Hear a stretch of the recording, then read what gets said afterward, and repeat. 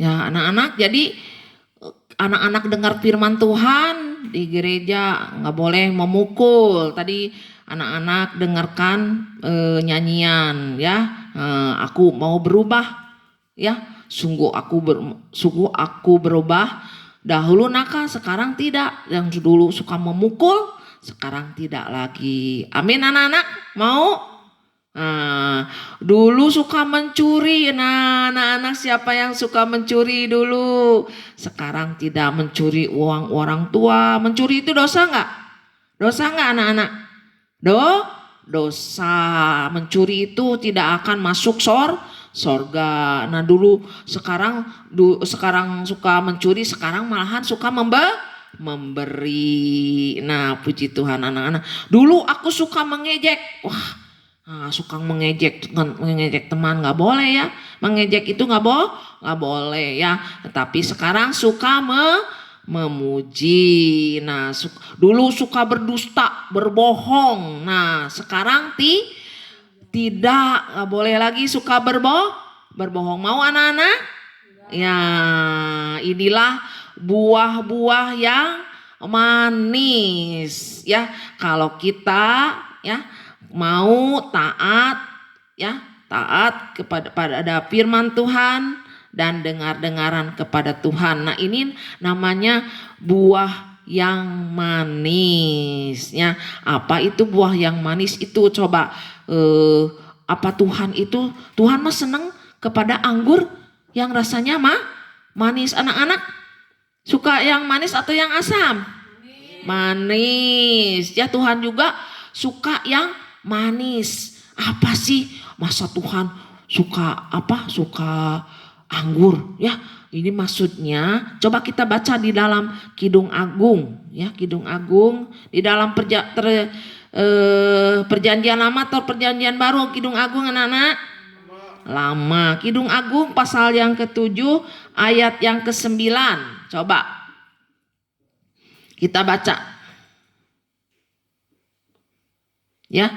Kata-katamu manis bagaikan anggur ya. Jadi kata-kata yang manis bagaikan anggur ya. Jadi Tuhan ingin kata-kata kita yang manis ya.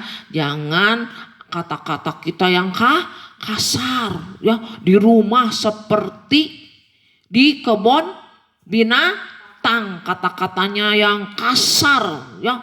Oh ya, apalagi kalau di rumah orang tua, wah ribut terus, omongnya yang kasar-kasar. Nah ya, sebagai orang tua juga harus jadi contoh ya, ibu-ibu, bapak-bapak. Jadi jangan apalagi di depan anak-anak ya, berkata-kata kasar ya, tengkar dengan orang tuanya, tapi kata-kata kasar, dan ini akan dicontoh oleh orang anak-anak ya.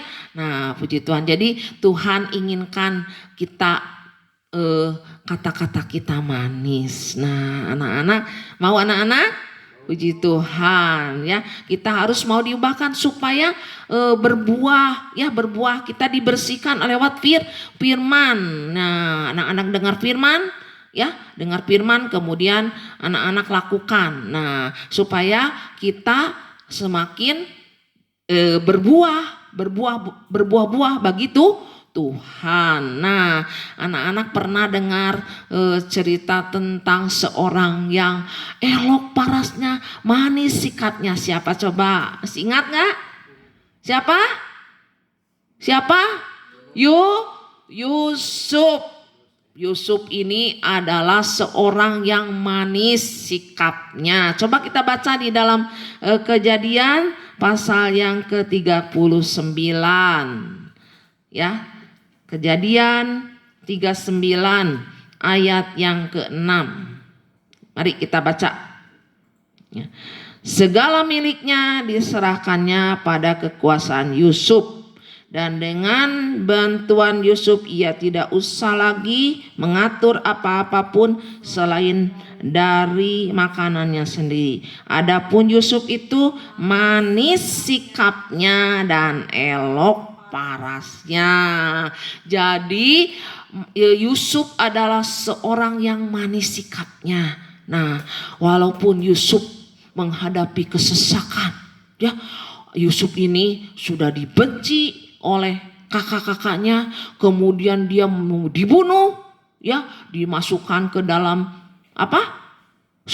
Sumur. Kemudian diangkat lagi, ya, kemudian dijual ke orang Midian. Setelah itu dibawa ke Mesir, ya. Setelah itu Yusuf dijual lagi. Jadi budaknya Potifar, pegawai istana. Nah, tapi Yusuf, ya, walaupun menghadapi kesesakan, dia sabar. Dia tetap bersyukur kepada Tuhan, ya.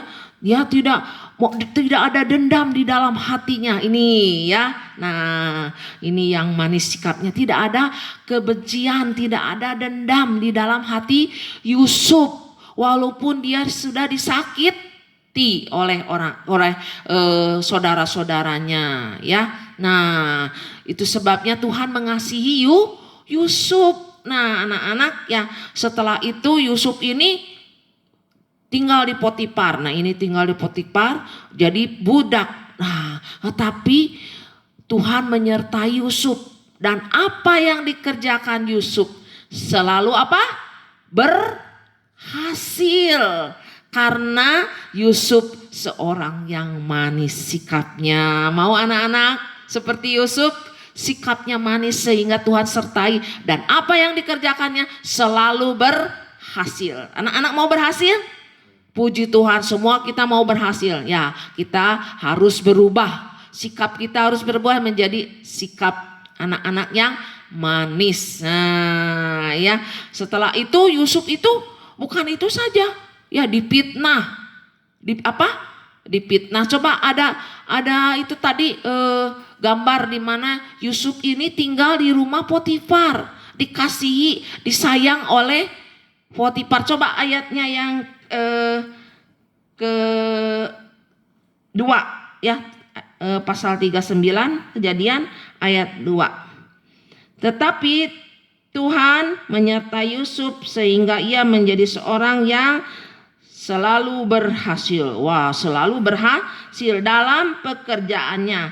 Maka tinggallah ia di rumah tuannya, orang Mesir itu. Setelah dilihat oleh tuannya bahwa Yusuf disertai Tuhan dan bahwa Tuhan membuat berhasil segala sesuatu yang dikerjakannya, maka Yusuf mendapat kasih tuannya. Jadi disayang oleh tuannya. Nah, anak-anak, kalau mau disayang oleh orang, ya, sikap kita harus jadi anak-anak yang sikapnya manis seperti Yusuf. Nah, anak-anak, setelah itu Yusuf, ya, tetap walaupun, ya, Tuhan sertai, tapi diuji terus, ya. Nah, diuji, akhirnya Yusuf ini difitnah oleh istri Potifar dan dimasukkan ke dalam penjara. Nah, di dalam penjara pun Yusuf, ya, dikasihi, ya, oleh kepala penjara dikasihi, ya, dimanapun Yusuf tinggal, ya, walaupun di penjara tetap Yusuf dikasihi, ya. Nah, karena apa? Karena Tuhan menyertai Yusuf. Nah, kemudian akhirnya Yusuf ini karena bisa mengartikan mimpi, ya, akhirnya Yusuf jadi apa? Penguasa. Wah, penguasa itu jadi raja. Wah, jadi raja. Coba ada tampilannya Yusuf jadi raja. Wah, di Mesir, ya, dia penguasa, ya, jadi penguasa di Mesir. Nah, anak-anak, jadi itu di rumah Potifar. Nah, sekarang jadi raja. Wah, Yusuf jadi raja, ya, karena Yusuf sikapnya manis. Nah, anak-anak, tadi firman Tuhan itu mengatakan, kalau coba kita baca lagi di dalam Yohanes pasal yang ke-15 itu. Ayo. Nah, coba pasal 15 ayatnya yang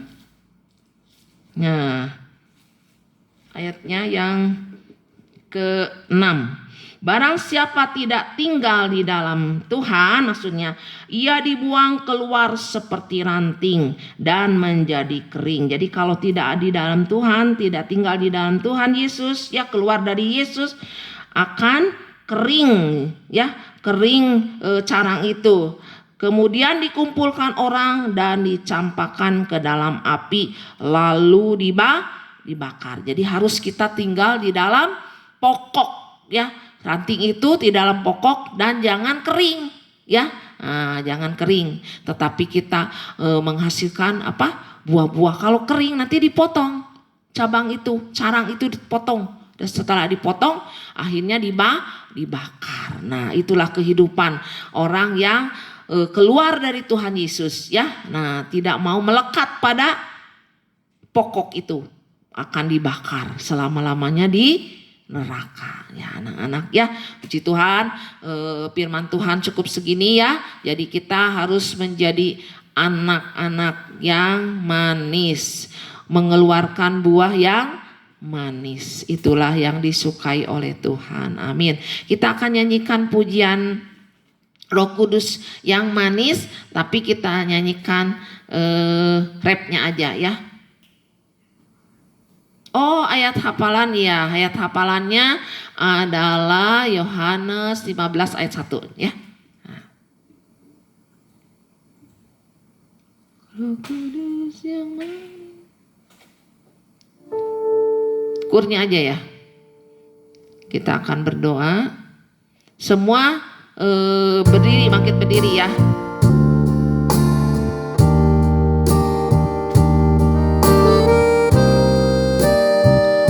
Semua anak-anak, ya. Roh Kudus yang manis, tolong aku menuruti firman Tuhan. Roh Kudus yang manis, jadikanku anak Tuhan yang manis. Roh Kudus yang manis, kita angkat tangan. Roh Kudus yang manis, tolong aku menuruti firman Tuhan. Roh Kudus yang manis, jadikanku anak Tuhan yang manis.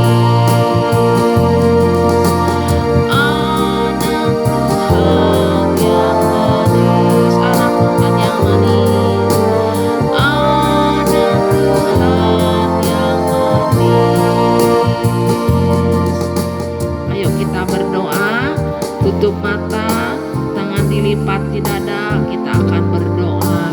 Tuhan Yesus, Roh Kudus yang manis, dengarkanlah kami.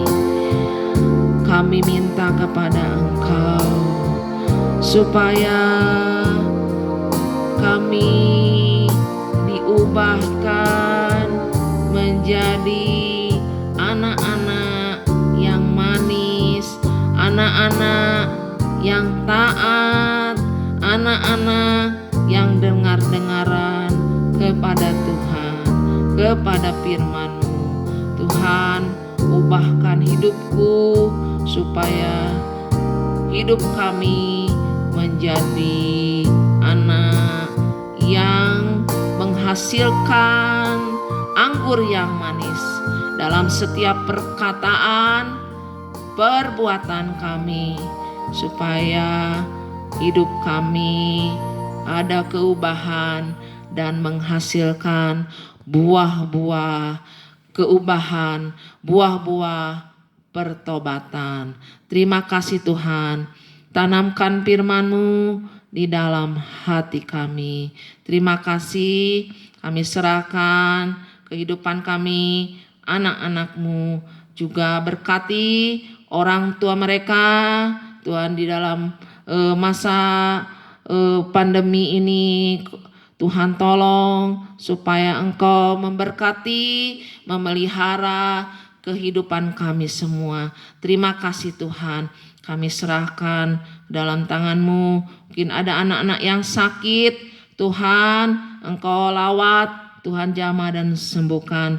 Berikan panjang umur, kesehatan, jauhkan dari wabah virus corona ini, dan juga Tuhan memelihara kehidupan kami. Terima kasih Tuhan, memberkati setiap kehidupan anak-anak sekolah minggu. Di dalam nama Tuhan Yesus kami mengucap syukur dan sudah berdoa. Haleluya. Amin.